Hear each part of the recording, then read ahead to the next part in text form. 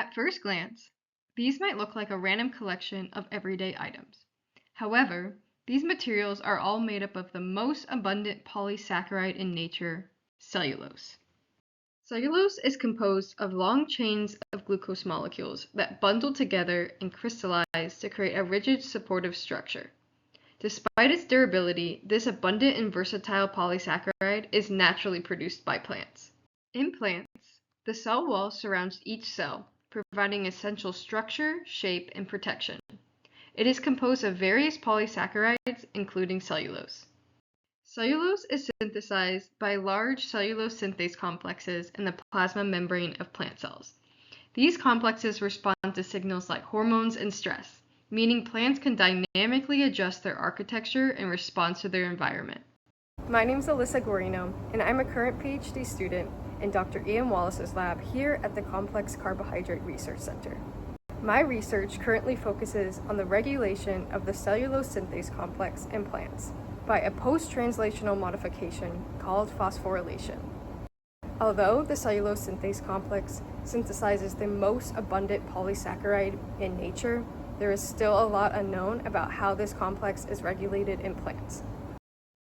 Since synthesis of the cell wall is dynamic and aids in protection of the plant, I want to understand how different abiotic stressors may be regulating the cellulose synthase complex.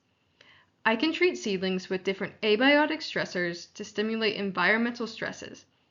Then, I can measure the increase or decrease in total phosphorylation, plant growth, or cellulose synthase activity to identify how these stressors are impacting the complex. A second area of my research focuses on these questions. Does phosphorylation of the cellulose synthase complex recruit proteins? And do these recruited proteins play a role in regulating the cellulose synthase complex as well? To investigate these questions, I can use a protein expression system to produce cellulose synthase proteins from plants and E. coli. This will allow me to investigate how proteins may interact in vitro. I hope to contribute findings that help understand how the cellulose synthase complex is regulated by phosphorylation in different environmental conditions, and how phosphorylation may recruit different proteins that can be involved in other regulatory pathways. My research will contribute to findings to better understand how plants regulate growth during stress conditions like drought, floods, or temperature fluctuations. And in the long term, this research may aid in developing ways to grow more tolerant and resistant plants for food, bioenergy, or sustainable biomaterials. Lastly, I want to thank the ARCS Foundation for considering me as a finalist.